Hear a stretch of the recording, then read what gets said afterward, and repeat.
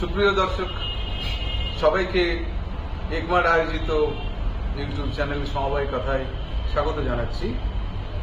ইতিমধ্যে এই সাপ্তাহিক ইউটিউব চ্যানেলে আমরা কয়েকটা বিষয় উপস্থাপনা করেছি।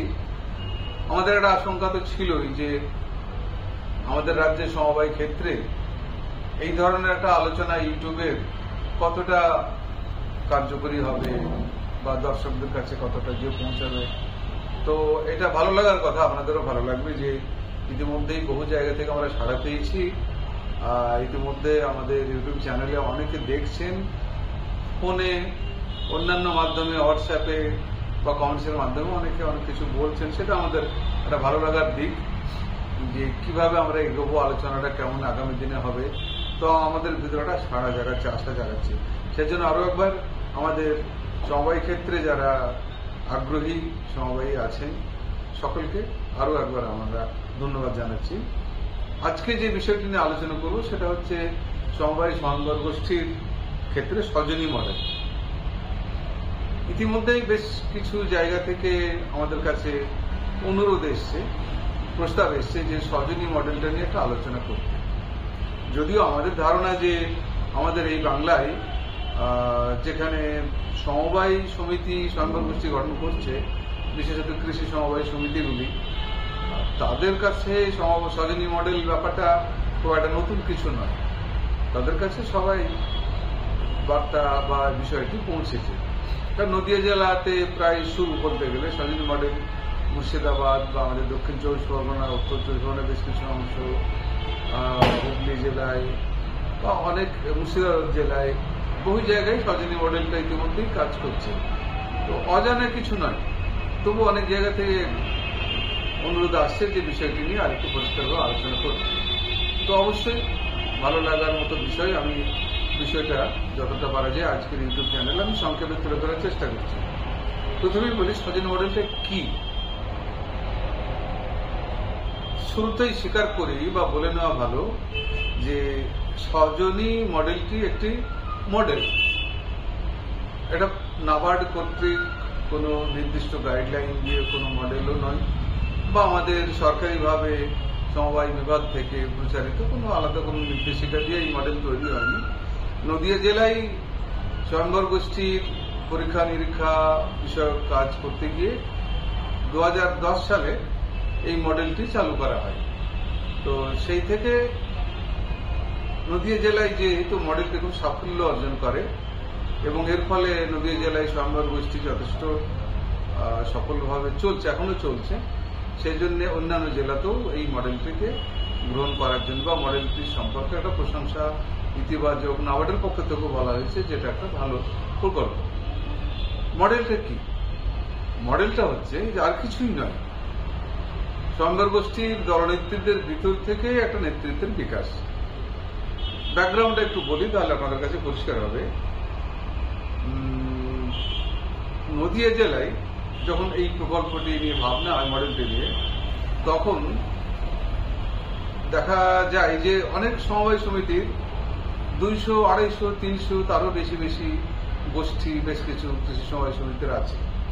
তখন একটা বিস্ময়ের ব্যাপার বা একটা সমস্যা বা প্রশ্নের মুখোমুখি আমরা হই যে 150, 200, 300 গোষ্ঠী একটা সমিতির ম্যানেজার বাবু বা তার কর্মচারীর পক্ষে দেখভাল করা কি করে সম্ভব? আদৌ কি সম্ভব? বাস্তবে সত্যি কিন্তু সম্ভব নয় এভাবে দেখভাল করা। কারণ এটা ঠিক যে গোষ্ঠীর মেয়েরা প্রতি মাসে সঞ্চয় করছে, এটাও ঠিক, যথেষ্ট সঞ্চয় জমছে। প্রতি মাসে নিয়ম অনুসারে যেরকম প্রাপ্য যথেষ্ট উদারভাবে সহযোগিতার হাত বাড়িয়ে সমবায় সমিতিগুলি তাদেরকে 2 গুণ, 3 গুণ, 4 গুণ লোন দিচ্ছে। সে লোন ভালোভাবে আদায়ও হচ্ছে।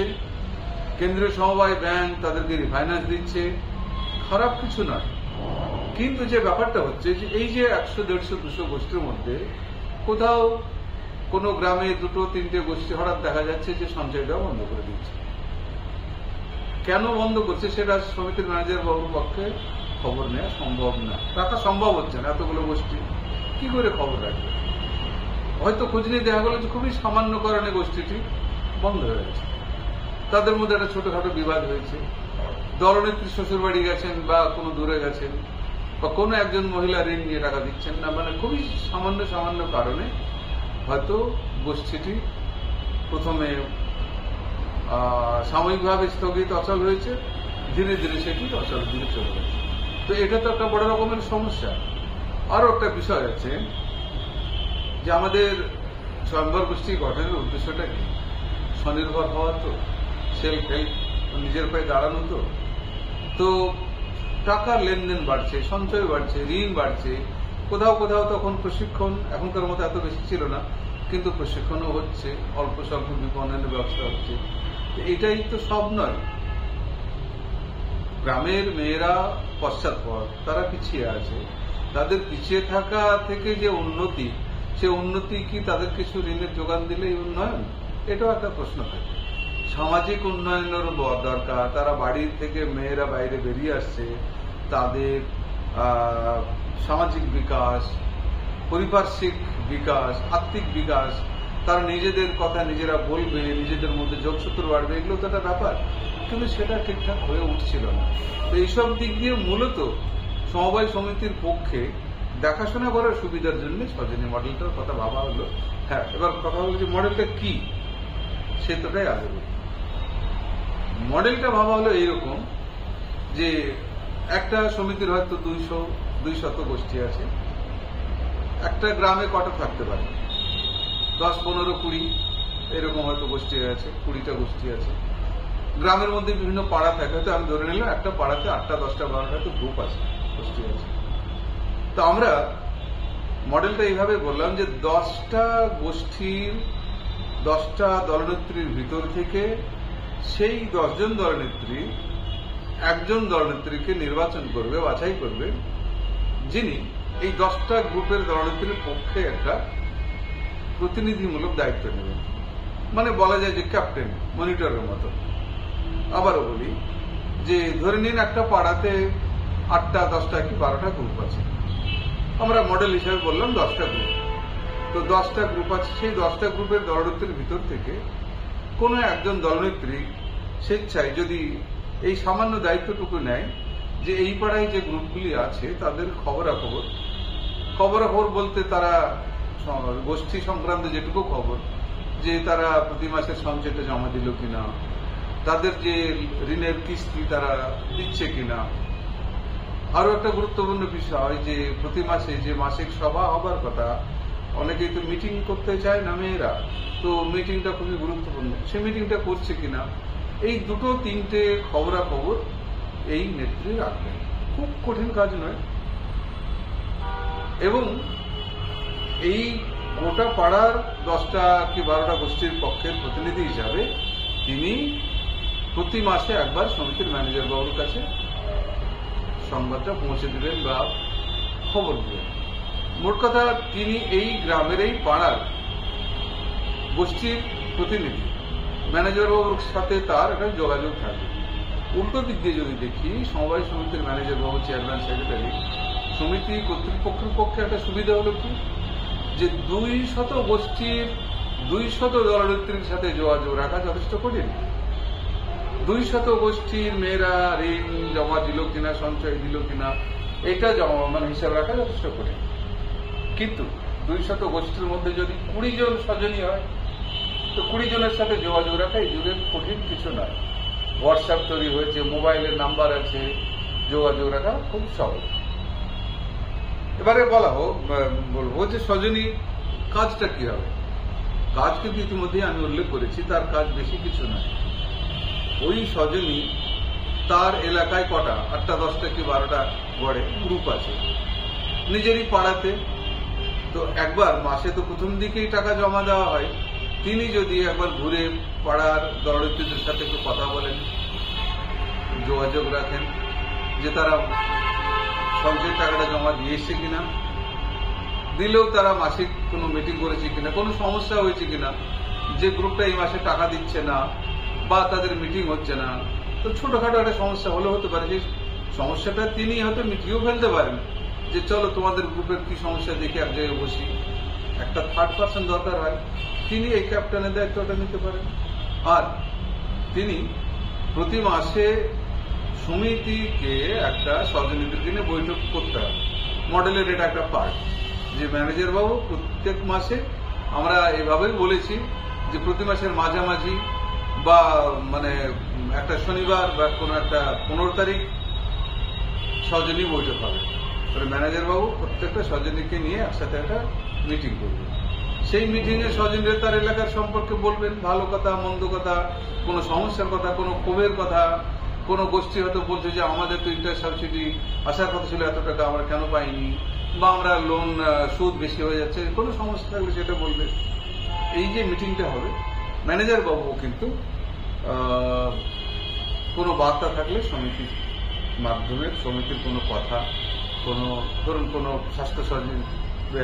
স্বাস্থ্যসাথী কার্ড নিয়ে কোনো রকমের বক্তব্য বা কোনো গভর্নমেন্টের সুবিধা বা কোনো রকমের মিটিং, যে কোনো বার্তা মেয়েদের কাছে পৌঁছে দেওয়ার জন্য মাধ্যম সহযোগী হতে পারে। এটা একটা খুব গুরুত্বপূর্ণ বিষয়। তো অনেকেই এবারে প্রশ্ন আসবে যে স্যার আমরাও বলেছি, যখন তখন বলতেন ম্যানেজার বাবুরা, বিনে পয়সায় তারা কাজ কেন করবে, কেউ করতে চাইবে না। আমি নিজে নদীয়া জেলায় ছিলাম যখন, তখনই এরকম কথা বলতেন তারা। তো গ্রামে গিয়ে আমরা মেয়েদের সাথে কথা বলে দেখেছি যে এই আশঙ্কা কিন্তু একেবারেই অমূলক। কারণ গোষ্ঠীতে দেখবেন যারা দলনেত্রী হিসেবে কাজ করে, বহু মহিলাই কিন্তু বোনের মোষ তাড়ায় ঘরের খেয়ে। তারা বাড়তি এমনিই পরিশ্রম করে, বাড়ি বাড়ি টাকা চেয়ে বেড়ায়, ওর লোনের ব্যবস্থা করে, এর জন্য সমস্যার কথা শোনে।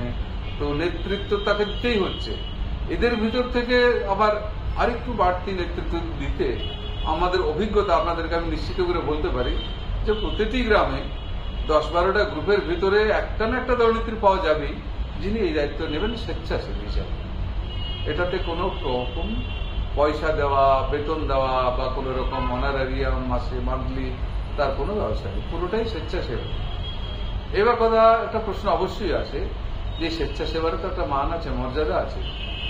মডেলের একটা অংশ শর্ত হলো যে সজনী যিনি নির্বাচিত হবেন, নির্বাচিত বলতে কিন্তু সত্যিকারের অর্থে নির্বাচিত।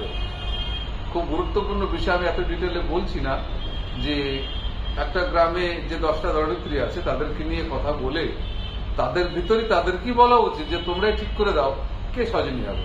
যদি কেউ হতে না চায় তবু ভালো, কিন্তু ম্যানেজার বাবু বা চেয়ারম্যান সেক্রেটারি যেন না ঠিক করে নেন যে তুই সজনী হবি, বা ওই মেয়েটি একটু লেখাপড়া বেশি জানে, সাইকেল চড়তে পারে, ওই হয়ে যায়, বা আমার বৌমা খুব ভালো করতে পারে, সে হয়ে যায়, এরকম না। তাদের ভিতর থেকেই একটা বাচ্চা হয়ে আসা উচিত। এই সজনী সমিতিতে যাবে, কখনো পাড়ায় ঘুরবে, ইত্যাদি ইত্যাদি। তার জন্য তার ঘর থেকে পয়সা যেন খরচ হতে না, তাকে মিনিমাম আসা যাওয়ার খরচ, তার টিফিন খরচ, মানে সজনী কিন্তু সমিতির কাছে একজন সম্মানীয় নেত্রী, সেটা মাথায় রাখতে হবে। আর কিছু বলার দরকার নেই। ইতিমধ্যে 10-12 বছর হয়ে গেল নদীয়া জেলা, মুর্শিদাবাদ জেলা বা হুগলি জেলায় উদাহরণ আমরা পেতে পারি। সমবায় সমিতি কিন্তু সজনী প্রকল্পের মাধ্যমে যথেষ্ট উপকৃত হয়েছে, মানে গোষ্ঠীর সংখ্যা বেড়েছে, ঋণ বেড়েছে। ঋণ বাড়া মানে তার তো কিছু ইনকাম হচ্ছে, প্রফিট হচ্ছে সেখান থেকে। তো সুতরাং সজনীদের জন্য বিভিন্ন ভাবে তারা খরচ করা উচিত। কোনো ইনসেন্টিভ দেওয়া, উপহার দেওয়া, পুজোতে, ঈদে, উৎসবে তাদেরকে একটা উপহার দেওয়া, আসা যাওয়ার খরচ, বিভিন্ন ভাবে তাদেরকে অনেক যে ড্রেস দিচ্ছেন, যাতে একটা সম্মানজনক ভাবে তারা কাজ করতে পারে। খাতাপত্র, ডায়েরি ইত্যাদি তো তাদেরকে লাগছেই। এইরকম একটা সমিতি থেকে সমিতি ভ্যারি করবে।